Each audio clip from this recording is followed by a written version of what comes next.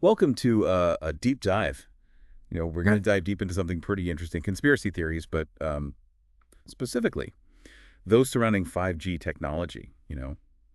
Our source material for this deep dive is a little unusual. We're going to be looking at a series of interviews, but these interviews were conducted under hypnosis. Yeah, now before anyone gets too skeptical or raises an eyebrow about that, we need to acknowledge that hypnosis isn't really a scientifically reliable way to uncover facts. We're Mm. not presenting anything we talk about as the truth, but rather as just kind of a window into how some minds process this new technology. Right, exactly. Think of it like we're examining a collection of dreams or myths. And we're not looking for the literal truth, but instead looking for those recurring themes and symbols, those echoes that maybe point towards some deeper anxieties or beliefs. And the fascinating thing is that despite the individual nature of a hypnotic experience, there are some striking similarities that just pop up again and again across these interviews. All right, so let's get into it. One of the most common themes is this intense focus on the symbolism of 5G, specifically the number 5. Yeah, several individuals fixate on five as having some kind of occult or negative connotation. They see it in five-pointed stars, and some even mention swastikas, connecting 5G to these like well-established symbols of power. Right, and one person even described this dinosaur, all suited up like a businessman, who then morphed into Hitler when asked about the meaning of 5G. Talk about a visual. Yeah, it's a bizarre image, but if you kind of step back from the literal meaning, it really speaks to, I think, a deeper fear of like hidden agendas Yeah. and powerful forces that are manipulating this technology. Right, and that fear of manipulation kind of bleeds into concerns about 5G's impact on society and economy. Hmm. We see these dystopian visions emerging where individual freedom is eroded and technology is used to control people's behavior. Yeah, and it's interesting how this ties into like existing anxieties about things like surveillance Yeah. and data collection and the power of large corporations. It's almost like 5G becomes this lightning rod for these broader societal concerns. Absolutely. And one interviewee even described this future, where everyone is isolated in their own little cubes, physical interaction is minimized, and even tactile sensations are like simulated through technology. It's like we're all living in sensory deprivation chambers. Yeah, it's a bleak image for sure. But it points to this very real fear of technology driving us apart, disconnecting us from the physical world and also from each other. And then on top of all that, there's this whole other layer of conspiracy, the belief that powerful actors are intentionally using 5G for these like nefarious purposes. Yeah, and this pops up in a lot of different forms. Some see 5G as a tool for population control, and others tie it to transhumanism. That idea of merging humans and technology, which I think evokes both excitement and fear. For sure. And several people describe this secret meeting in Dubai with these global elites, talking about how to use 5G for information control and manipulation. Again, we see this image of powerful figures operating in the shadows. Yeah, it speaks to a deep distrust of authority, I think, and the sense that the truth is being hidden from us.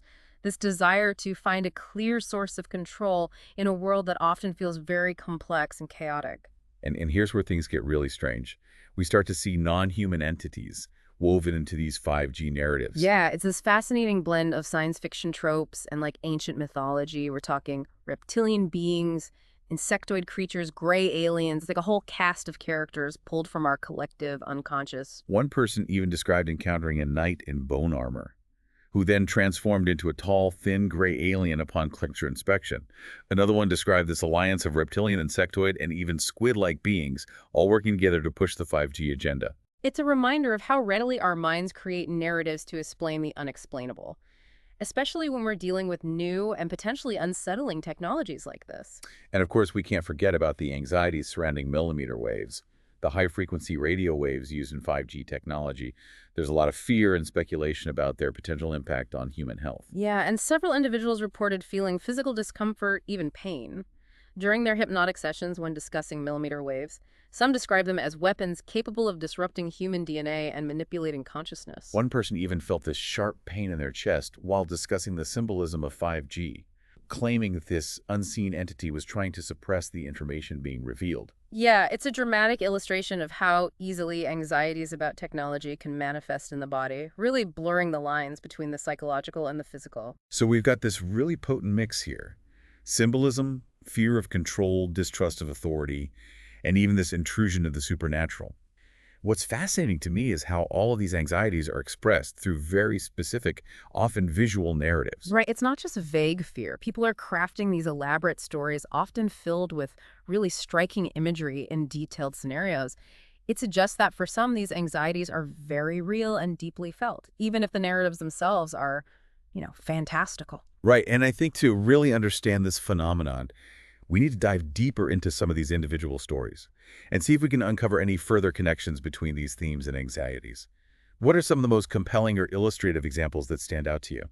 Well, one that I found particularly striking involves a woman who described this future where human touch becomes like a commodity. Commodified. That's an interesting way to put it. Yeah, she envisioned this world where people are so isolated, so reliant on technology for interaction, that physical touch becomes like this rare and valuable experience. Like a luxury good or something. Exactly. She even described these specialized centers where people would go to experience different kinds of touch, almost like a spa treatment. Wow, that's both sad and unsettling, you Yeah. know? It really speaks to that fear we were talking about earlier, the fear that technology is going to dehumanize us, strip away those essential aspects of what it means to be human. It's like a perversion of the very technologies that were designed to connect us in the first place, turning human connection itself into a product. Another interviewee described a world where information is tightly controlled by just a select few. He saw people living in these like self-contained communities, almost like bubbles, where their access to information was carefully curated. It's that classic fear of a totalitarian state, but with this kind of technological twist. Instead of physical walls, it's algorithms and firewalls that keep people confined and shape their perceptions of reality. And it ties into that recurring theme of distrust of authority. These narratives often portray those in power, whether it's governments or corporations, as actively working to deceive and manipulate the public. What I find interesting is how these narratives blend together real-world concerns with these elements of science fiction and fantasy. It's like people are drawing on all these different cultural sources to try to make sense of a world that feels increasingly complex and unpredictable. It's like this cultural collage. Yeah. Bits and pieces of mythology, conspiracy theories, pop culture references all mixed together. Exactly. And while we might be tempted to dismiss these narratives as just fantasy, I think it's important to remember that they're reflecting very real anxieties and concerns. They're telling us something about how people are experiencing the world, how they're processing these rapid technological changes that are happening all around us. Absolutely. We can't just write these people off as crazy or delusional. These are real people grappling with very real fears and uncertainties. And those fears often center around a loss of control, this feeling that we're being swept along by forces beyond our comprehension. And in the face of that feeling of powerlessness, conspiracy theories offer a sense of order and agency. They provide a narrative framework, a way of making sense of the chaos. They allow people to feel like they're in the know, that they've seen through the veil of deception, even if that knowledge is ultimately based on misinformation or unfounded beliefs. It's that classic need for certainty, right? That desire to believe that someone somewhere is in control, even if those someones are shadowy elites or extraterrestrial beings. It's a reminder that as human beings, we're constantly trying to make sense of the world around us, trying to find patterns and meaning in the randomness of existence. And sometimes those patterns lead us to some pretty strange and unexpected places. Speaking of strange and unexpected places, let's talk about the role of non-human entities in these 5G narratives. Yes, this is where things get particularly interesting from a psychological standpoint. It's fascinating how these entities are often portrayed as either masterminds behind the technology or as somehow manipulating human actors to further their own agendas. It's almost as if the fear of technology itself isn't enough. It needs to be personified, embodied in these powerful and often malevolent beings. We see reptilian overlords controlling governments, gray aliens conducting experiments on unsuspecting humans, insectoid creatures infiltrating our networks. It's like a whole pantheon of extraterrestrial villains pulled straight from the pages of science fiction. And yet there's also this element of the unknown, the unfathomable. Some of the descriptions are so bizarre, so otherworldly that they defy categorization. Like that one interviewee who described encountering a being that looked like a knight in bone armor, which then transformed into a tall, thin, gray alien upon closer inspection. It's like this mashup of medieval imagery and classic alien tropes. And these descriptions often evoke this sense of dread, this feeling of an ancient and powerful force that we can't possibly comprehend or control. It's almost Lovecraftian, you know? That sense of cosmic horror, of a reality that's far stranger and more terrifying than we can possibly imagine. And I think this taps into a deeper existential fear, the fear of the unknown, the fear of forces beyond our understanding. It's a fear that's perhaps even more potent in this age of rapid technological advancement, where the boundaries between the real and the virtual are becoming increasingly blurred. It's almost as if the more we understand about the universe, the more we realize how much we don't know. And that gap between knowledge and ignorance can be a breeding ground for fear and speculation. So we've got this fascinating interplay between technology, fear, and the human imagination. It's almost as if these narratives are a way of processing those anxieties, of trying to make sense of a world that feels increasingly complex and unpredictable. And it's not just about the fear itself. It's about the way that fear is expressed, the way it's woven into these elaborate and often fantastical narratives. Right. It's not just, I'm afraid of 5G because it might give me cancer. It's, I'm afraid of 5G because it's being controlled by reptilian overlords who are using it to enslave humanity. Yeah. There's a level of creativity and storytelling involved that I think is really fascinating. It speaks to the power of narrative, the way we use stories to try to make sense of the world around us, to find meaning in the midst of chaos. And those stories can be incredibly powerful, even when they're based on misinformation or unfounded beliefs. Because ultimately they're tapping into something deeper, something primal, something that speaks to our deepest fears and anxieties about the nature of reality itself. It's that classic question, isn't it? What is real and what is imagined? And how do we navigate a world where those lines are becoming increasingly blurred? It's a question that's becoming more and more relevant as technology advances, as we become increasingly reliant on digital devices and virtual experiences. And it's a question that these 5G conspiracy theories, with all their strangeness and absurdity, are forcing us to confront. They're holding up a mirror to our anxieties, our hopes, our fears, and asking us to consider the kind of future we're creating. It's a powerful reminder that technology is not just about bits and bytes. It's about people.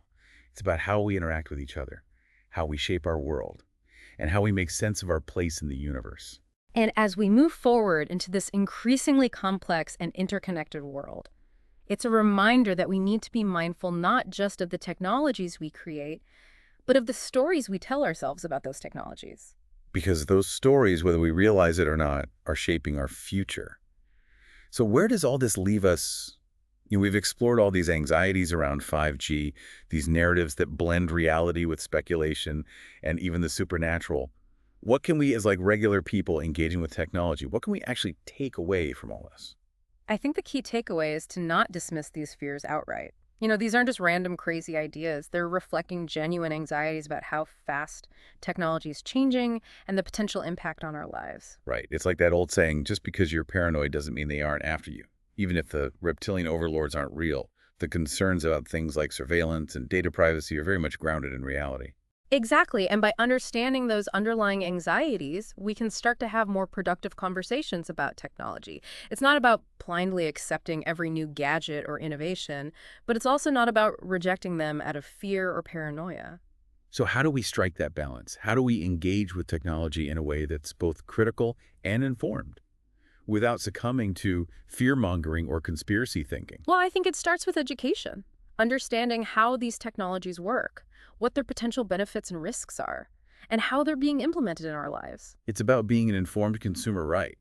Not just clicking I agree on every terms of service agreement, but actually taking the time to understand what we're signing up for. Exactly. And it's also about demanding transparency from the companies and institutions that are developing and using these technologies. We need to be asking tough questions about data privacy and security and ethical considerations. It's also about fostering critical thinking skills, right? Being able to tell the difference between credible sources of information and misinformation, to see the difference between genuine concerns and unfounded conspiracy theories. Absolutely. It's about cultivating a healthy skepticism, questioning assumptions and seeking out multiple perspectives.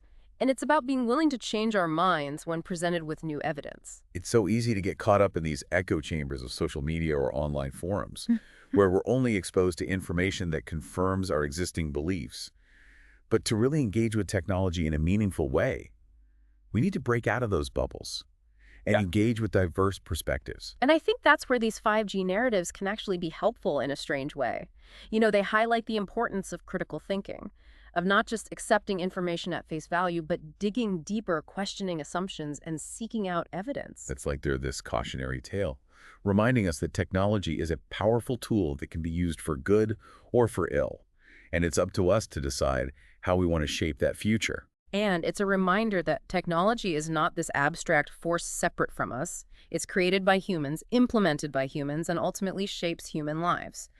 We have the power to influence its development and its impact on society. So as we wrap up this deep dive into the world of 5G conspiracy theories, what's the one thing you hope our listeners take away from this conversation? I hope they walk away feeling empowered, not overwhelmed.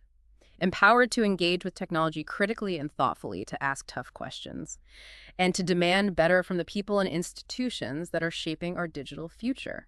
Because ultimately, the future of technology is not predetermined. It's a future that we're creating collectively with every choice we make, every action we take. So let this be a call to action. Engage, question, demand better. The future is in our hands.